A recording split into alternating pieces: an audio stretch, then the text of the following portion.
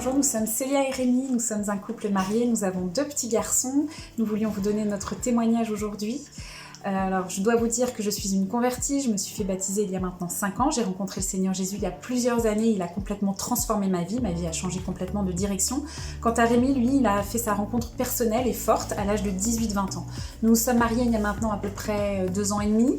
Ce que l'on peut vous dire sur la belle vocation du mariage, c'est que nous avons pris conscience de la sainteté du couple, de l'appel à la sainteté du couple dans le mariage. Et du coup, vient éclabousser aussi l'appel à la sainteté des enfants. C'est-à-dire que nous avons aussi cette belle responsabilité de conduire nos enfants à ce qui est la priorité dans notre vie, le Seigneur Jésus et le ciel. Et donc, cette beauté dont nous parle le Seigneur du ciel, nous avons envie de la vivre en famille et non plus personnellement. Donc merci Seigneur pour cette belle grâce du sacrement de mariage. En ce qui me concerne, je suis père accompagnateur des cycles Saint-Jean-Paul II.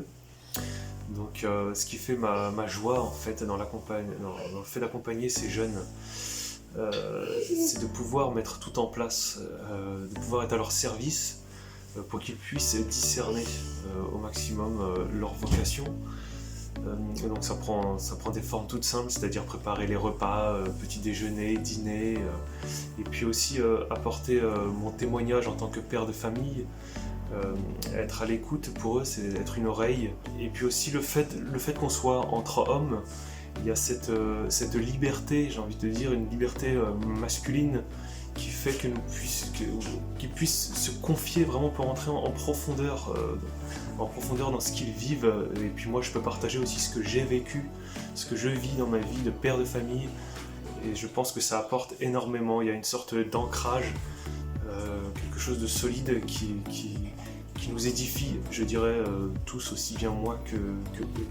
Depuis le mois de septembre 2019, nous avons été aussi appelés en mission par notre évêque en tant que couple accompagnateur d'une maison qui s'appelle la maison Saint-Henri-d'Aury, qui était connue anciennement comme un foyer d'étudiants, qui n'est plus un foyer d'étudiants en tant que tel, mais qui est une maison de discernement. C'est-à-dire qu'à ce jour, nous accueillons 5 jeunes étudiants qui, bien sûr, participent au cycle Saint-Jean-Paul II, mais qui avaient envie de vivre quelque chose de plus fort que simplement un week-end par mois, et qui voulaient discerner en profondeur leur vocation. Et du coup, ces 5 jeunes, nous, avec Rémi, nous les accompagnons. Bien sûr, notre aumônier, le père Jean-Marie Parra. Donc, comment s'articule cette maison ? Nous avons une charte de vie. Ils vivent de vrais temps de prière ensemble. Je pense, ils vivent les laudes, ils vivent les complis ensemble, ils font oraison aussi ensemble. Tous les jeudis soirs, nous nous rencontrons pour ce qu'on appelle notre soirée communautaire, où nous, on vient avec nos enfants et où on partage, on échange sur notre foi. On a aussi parfois des enseignements qui peuvent être donnés par les uns, par les autres. Et donc, on a aujourd'hui 5 jeunes pour qui on prie intensément, pour qu'ils puissent vraiment discerner ce que le Seigneur veut d'eux et qu'ils fassent vraiment la volonté du Seigneur. Donc, c'est une joie pour nous. Pourquoi aujourd'hui nous sommes couple accompagnateur de cette maison Henri-d'Aury ? Mais tout simplement parce que le Seigneur a mis dans notre cœur, à tous les deux, un amour véritable et profond pour le mystère du sacerdoce et pour les vocations en général, pour la vie consacrée en général. Et du coup, nous voulions aussi vous partager ce témoignage-là de notre amour pour le sacerdoce. Nous contemplons vraiment ce mystère du sacerdoce. Alors pour nous, c'est quoi ? C'est une contemplation de ces vies données à Dieu, oui, mais de ces vies données aussi pour le salut de nos âmes, en fait, à nous tous. Parce que par les mains de ces prêtres, qui sont des pécheurs comme nous, qui bien souvent vivent des combats énormes, et ils ont vraiment besoin de nos prières, énormément besoin de nos prières, eh bien, nous pouvons recevoir notre Seigneur dans l'Eucharistie. Nous pouvons recevoir le pardon de Dieu. Nous pouvons également apprendre, avoir soif de Dieu. Ils ont réponse à nos questions. Ce sont des prêtres qui donnent leur vie 24/24.